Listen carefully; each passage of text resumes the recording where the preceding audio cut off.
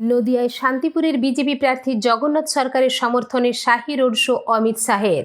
রবিবার শান্তিপুরে বিধানসভা কেন্দ্রের বিজেপি প্রার্থী জগন্নাথ সরকারের সমর্থনে রোড শো করলেন দেশের স্বরাষ্ট্রমন্ত্রী অমিত শাহ। মিনি ইন্ডিয়ায় প্রচারে রীতিমতো ঝড় তুললেন অমিত শাহ। তিনি বলেন, মোদীর নেতৃত্বে 200-র বেশি আসন নিয়ে বাংলায় সরকার গড়া হবে। গত লোকসভা নির্বাচনে নদিয়ায় রানাঘাট লোকসভা কেন্দ্রে 2,43,458 ভোটে লিড পেয়েছিল পদ্ম শিবির। মিশ্র ভাষাভাষীর নদিয়ায় শান্তিপুর এদিন প্রচারে রীতিমতো ঝড় তুললেন অমিত শাহ। গ্রীষ্মের চড়া রোদ উপেক্ষা করে শান্তিপুর ডাকঘর মোড় থেকে বাইগাছি মোড় পর্যন্ত দীর্ঘ প্রায় 1 ঘন্টা রোড শো করলেন দেশের স্বরাষ্ট্রমন্ত্রী অমিত শাহ। এদিন অমিত শাহের সঙ্গে উপস্থিত ছিলেন শান্তিপুর বিধানসভা কেন্দ্রের বিজেপি প্রার্থী তথা রানাঘাট লোকসভা কেন্দ্রের সাংসদ জগন্নাথ সরকার। বাংলার মানুষ পরিবর্তন চাইছেন। শান্তিপুর শহরে অমিত শাহের রোড শোতে ভালো রকমের ভিড় হয়েছিল। এদিন বিজেপি প্রার্থী জগন্নাথ সরকার বলেন, অমিত শাহের রোড শোতে মানুষ যে উন্মাদনা দেখিয়েছে তাতে আমি অভিভূত। শান্তিপুরের ভাঙ্গারাসের মতো উৎসাহ দেখা গেল এদিন বিজেপি কর্মী সমর্থকদের মধ্যে।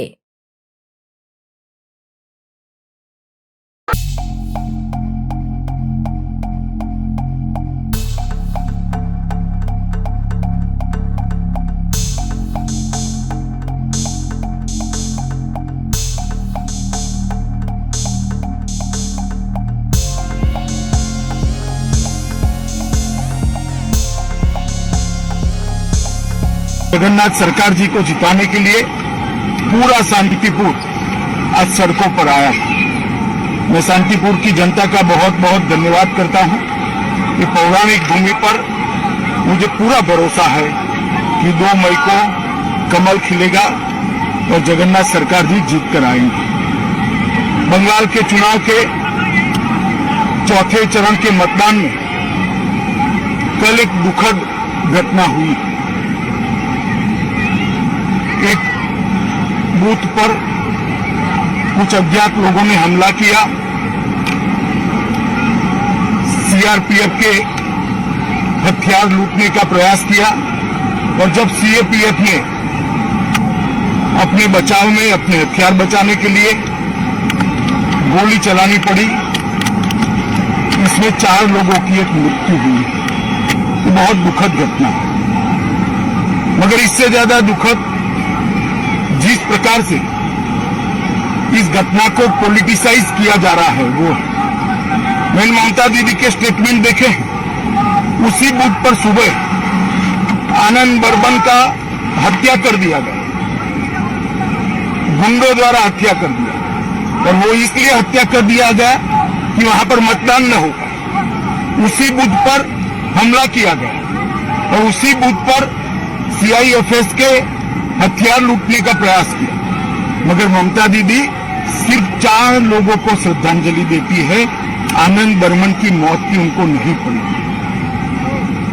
मृत्यु में भी तुष्टीकरण और वोट की राजनीति, बंगाल की राजनीति को ममता दीदी ने कितना नीचे गिराया है, ये इसका एक उदाहरण है।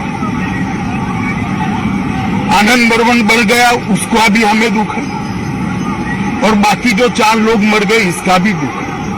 मृत्यु किसी की भी हो, वो राजनीति के परे होनी चाहिए, परंतु आनंद बर्मन पर ना एक भी आंसू बहाया, ना एक भी स्टेटमेंट किया, ना आज तक उसके मृत्यु पर श्रद्धांजलि या दुख व्यक्त किया, क्योंकि आनंद बर्मन एक राजवंशी समाज का नवयुवा है। वो उनकी वोट बैंक के लिए अनुकूल नहीं था। इस प्रकार की राजनीति ये बंगाल का परंपरा नहीं है, बंगाल की संस्कृति नहीं है। और उसी शीतलकुची सीट पर ममता दीदी ने कुछ ही दिन पहले भाषण किया था कि सीआईएफएस सीएपीएफ वाले आए तो उनको घेर लो, उन पर हमला करो। मैं पूछना चाहता हूं ममता दीदी को, एक शार्प सवाल पूछना चाहता हूं कि क्या आपका वो भाषण वो 4 लोगों के मृत्यु के लिए जिम्मेदार नहीं है क्या? अगर आप वो भाषण न करती कि 4 युवा सीआरपीएफ पर हमला करने का हिम्मत करते क्या? आपने उनको उकसाकर एक गोलीबारी का कारण लिया है। मैं मानता हूं कि ममता दीदी के पास अभी भी समय है। जो 5वां युवा मर गया है उसको भी श्रद्धांजलि दें, उसकी भी बात करें और बंगाल की जनता को इसके लिए, ये जो उन्होंने भाषण किया इसके लिए बंगाल की जनता के समक्ष माफी मांगी। और साथ में मैं बंगाल की जनता को विनती भी करना चाहता हूं, ये एक घटना छोड़कर बाय एंड लार्ज बंगाल का चुनाव शांतिपूर्ण ढंग से हुआ है। हालांकि कुछ भारतीय जनता पार्टी के कार्यकर्ता चुनाव के दौरान भी 5 से ज्यादा कार्यकर्ता मार दिए गए, इसके लिए भी ममता दीदी कुछ नहीं बोली। परंतु बंगाल का चुनाव शांतिपूर्ण हो रहा है, वो बंगाल में एक नई शुरुआत। पहले कम्युनिस्ट और फिर तृणमूल कांग्रेस ने राजनीतिक हिंसा को बढ़ावा दिया है।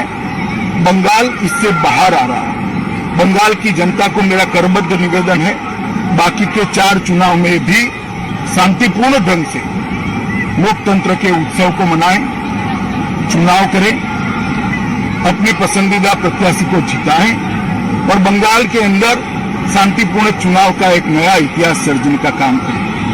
साथ में मैं बंगाल की जनता को यह भी वादा करना चाहता हूं कि 2 मई के बाद जब भारतीय जनता पार्टी की सरकार यहां मोदी जी के नेतृत्व में बनेगी, ये चुनावी हिंसा, राजनीतिक हिंसा हमेशा के लिए बंगाल को छोड़कर चली जाएगी, क्योंकि राजनीति हिंसा करने वाले लोगों को आप निश्चित रूप से परास्त करने वाले हैं। मैं फिर से एक बार शांतिपूर्ण चुनाव के लिए सभी को अपील करता हूं, सभी दल के कार्यकर्ताओं को अपील करता हूं कि चुनाव आयोग के बनाए हुए नीति नियमों के अनुसार हम चले, इसका पालन करें और चुनाव को शांतिपूर्ण रखें। धन्यवाद।